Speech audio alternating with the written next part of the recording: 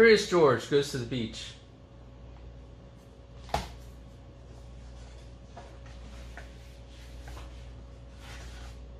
This is George. He lived with his friend, the man with the yellow hat. He was a good little monkey and always very curious. Today the man had a surprise for George. He took George to the beach. They found a spot on warm sand, and then another surprise. George saw his friend Betsy. "Look, Betsy," her grandmother said. "I'm Curious George." Betsy didn't even smile. She'd never even been to the ocean before. She was scared. "I know you're a little good summer. You'll be fine." Once you're in the water, feeling better and better, walked over towards the shore to the grandmother. George helped spread the beach blanket and set aside the lunch. He also looked forward to the picnic. It was every time to eat. It was time to play. He dug in the sand.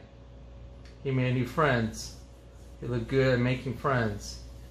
Now he took a break. George watched his lifeguard. The lifeguard is special, sometimes it's blue.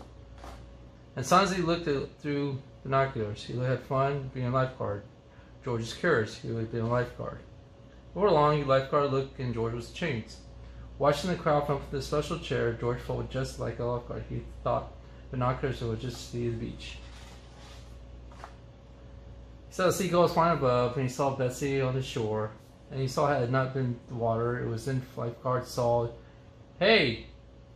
he yelled. "What's no place for a monkey?" George thought it would be a fine place for a monkey, but then he thought it caused trouble, so he climbed down.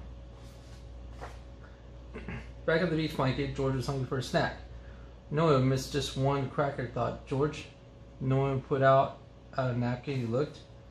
Now, if he had some cheese, he wrapped it out to his cracker. Well, he just one. Have a good one. George found another cracker, then turned back around. And now his cheese was gone. He could think of snacks. George was curious. He put down his crackers and waited.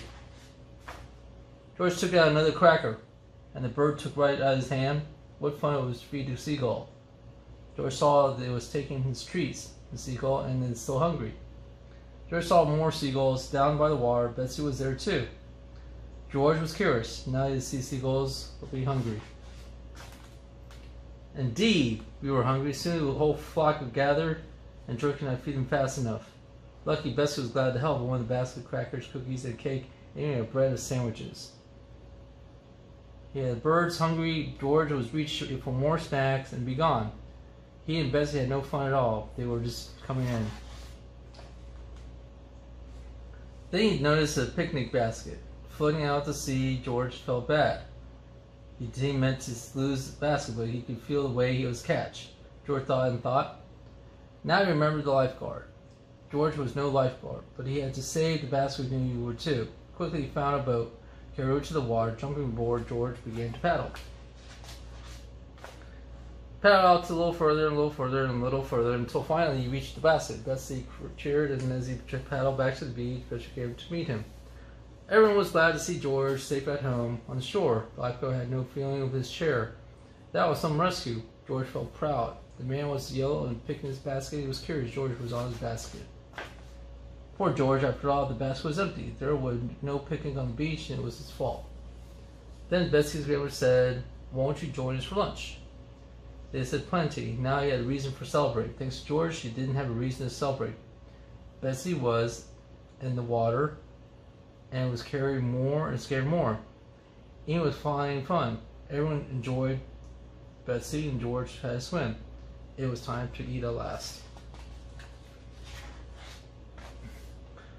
There were sandwiches and chips and bananas and cookies and watermelon. There was plenty for everyone. There was even a little guest for the end.